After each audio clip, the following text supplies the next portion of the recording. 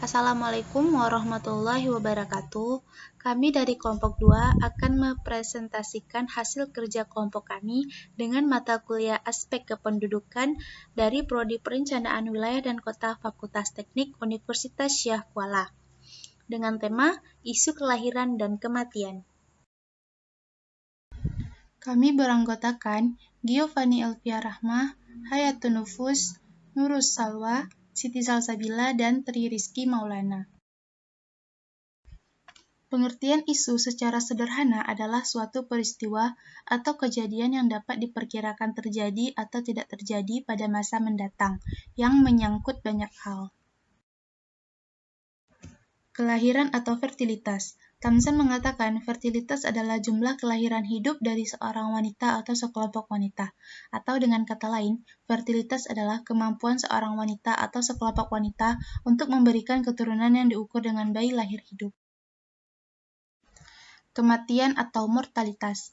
Menurut PBB dan WHO, kematian adalah hilangnya semua tanda-tanda kehidupan secara permanen yang bisa terjadi setiap saat setelah kelahiran hidup. Perubahan jumlah kematian atau naik turunnya di tiap daerah tidaklah sama, tergantung pada berbagai macam faktor keadaan. Besar kecilnya tingkat kematian ini dapat merupakan petunjuk atau indikator bagi tingkat kesehatan dan tingkat kehidupan penduduk di suatu wilayah. Keterkaitan terhadap kependudukan dan perencanaan. Angka kelahiran dan kematian dapat diprediksi dengan menggunakan perencanaan sistem kependudukan yang tepat dan berkualitas.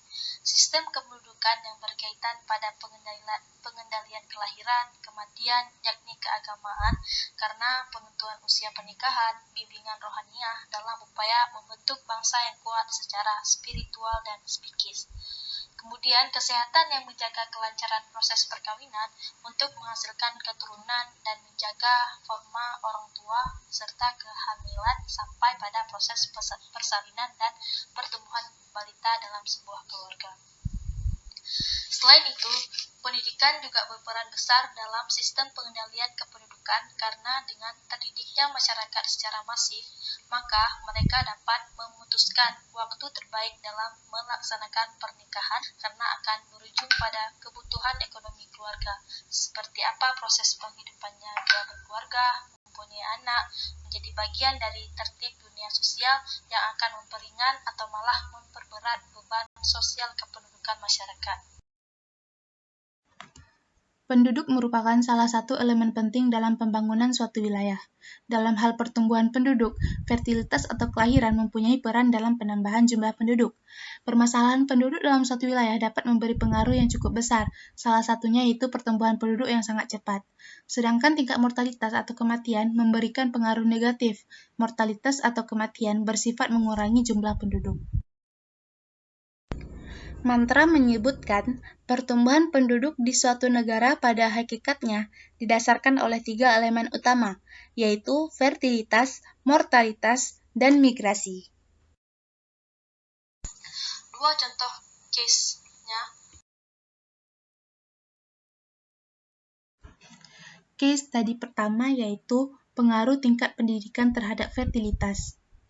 Pendidikan adalah suatu proses yang bertujuan untuk menambah keterampilan, pengetahuan, dan meningkatkan kemandirian maupun kepribadian seorang individu. Ada kaitan yang erat antara tingkat pendidikan dengan fertilitas. Semakin tinggi pendidikan seorang wanita, maka semakin rendah pula kesuburannya yang dapat mengakibatkan penurunan pada fertilitas. Dikarenakan pendidikan yang memakan waktu lama, sehingga kemungkinan besar akan menyebabkan perkawinan tertunda dan membuka pilihan antara bekerja dan membesarkan anak. Apalagi sekarang kesempatan perempuan untuk memperoleh pendidikan yang lebih tinggi semakin terbuka saat ini, sehingga menyebabkan banyak perempuan yang menunda perkawinan untuk menyelesaikan pendidikan yang diinginkan. Wanita yang memperoleh kesempatan pendidikan tidak hanya di daerah perkotaan saja, namun juga dialami wanita di daerah pedesaan.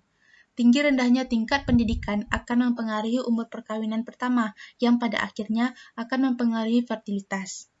Wanita yang tingkat pendidikannya lebih tinggi, umumnya umur perkawinan pertama juga tinggi, dan pada akhirnya akan mempengaruhi jumlah anak yang dilahirkan yang lebih sedikit.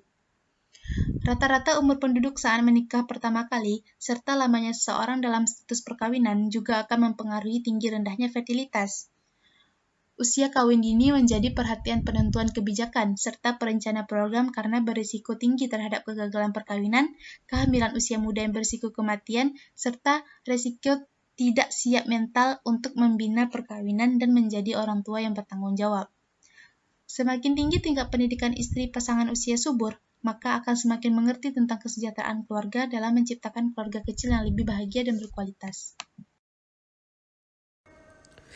Penyelesaian isu 1. Diharapkan bagi perempuan agar terus meningkatkan pendidikan formalnya dan memperluas pengetahuannya tentang penggunaan alat kontrasepsi yang dapat menekan jumlah anak yang dilahirkan dan dapat juga merencanakan jumlah anak yang ingin dimiliki. Dengan demikian akan mengurangi jumlah kelahiran anak dan mengurangi beban tanggungan pengeluaran dalam keluarga. Hal tersebut merupakan fenomena yang wajar dan mencerminkan peluang.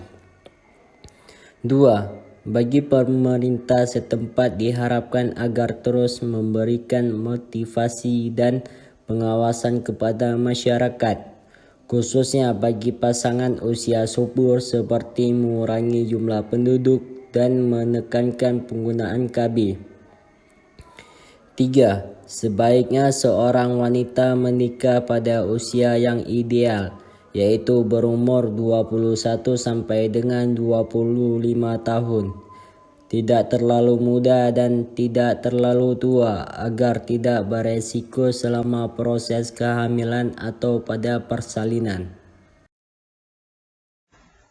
Selanjutnya, case study kedua yaitu tentang stunting dan diare sebagai penyebab kematian balita. Diare sering dianggap remeh oleh masyarakat, padahal diare pada anak-anak khususnya pada usia di bawah 2 tahun menjadi penyakit yang cukup berbahaya karena dapat menyebabkan stunting atau gagal tumbuh kembang. Diare bisa disebabkan oleh berbagai macam hal, seperti keracunan makanan, infeksi kuman, dan stres.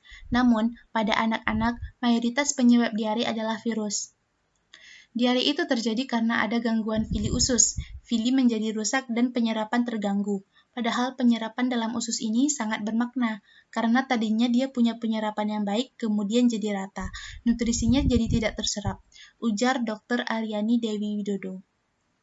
Tidak semua diare dapat menyebabkan stunting, namun diare yang terjadi berulang-ulang dan diare kronis yang terjadi dalam waktu lama pada anak-anak memungkinkan terjadinya stunting. Stunting merupakan gangguan pertumbuhan tinggi badan atau panjang badan seorang anak, di mana pertumbuhan tinggi badan tersebut tidak sesuai seiring dengan bertambahnya usia. Jumlah kejadian diare berdasarkan data Profil Kesehatan Indonesia tahun 2015 adalah sebanyak 5.405.235 dan kasus yang ditangani adalah 74% dari total kasus. Penyelesaian isu. WHO merekomendasikan 5 cara. 1. Oralit osmolitas rendah. 2. Teruskan ASI dan makanan selama diare.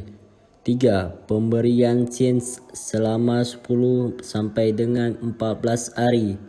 4. Antibiotik atas indikasi dan rekomendasi dokter. Dan 5. Edukasi pada ibu atau pengasuh. Permasalahan yang terjadi terkait isu kelahiran dan kematian. Fertilitas. Populasi di Indonesia diproyeksikan hanya naik sekitar 0,66 sampai 0,74% sepanjang periode 2015-2045. Dengan kata lain, populasinya akan berkurang dari 319 juta jiwa pada 27 tahun mendatang. Dalam laporan proyeksi kependudukan 2015-2045 yang dirilis oleh Kementerian Perencanaan Pembangunan Nasional atau Bappenas dan Badan Pusat Statistik atau BPS Republik Indonesia menyebutkan penduduk Indonesia berada di angka 318,9 juta dengan tingkat pertumbuhan 0,74%. Tingkat pendidikan dan tingkat ekonomi sangat mempengaruhi keputusan jumlah anak yang ingin dimiliki oleh sebuah rumah tangga.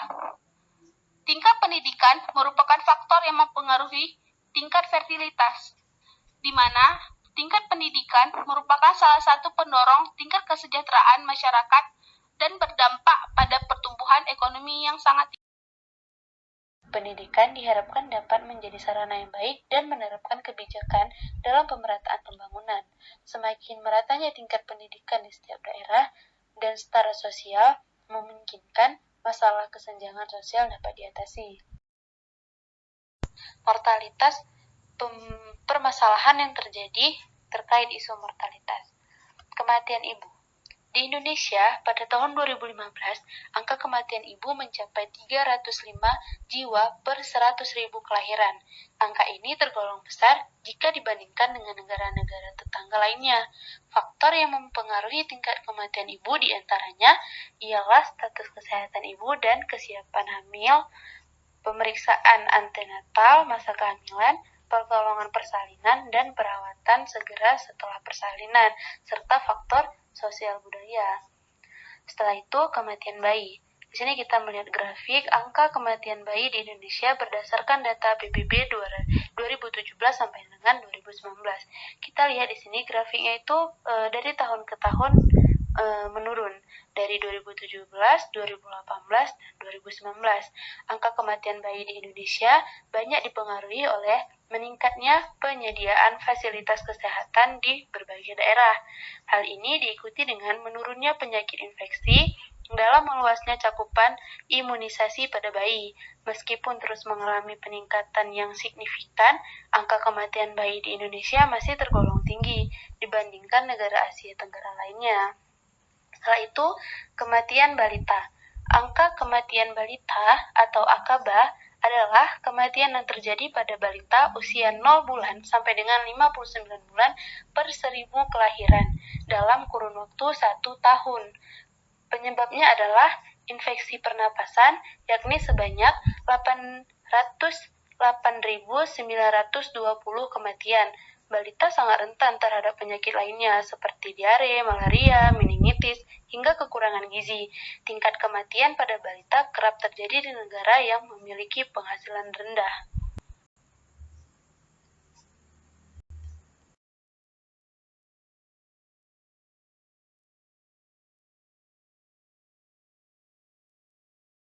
Baiklah, cukup sekian presentasi dari kelompok kami. Terima kasih atas perhatiannya dan mohon maaf bila banyak kesalahan. Sekian, terima kasih. Wassalamualaikum warahmatullahi wabarakatuh.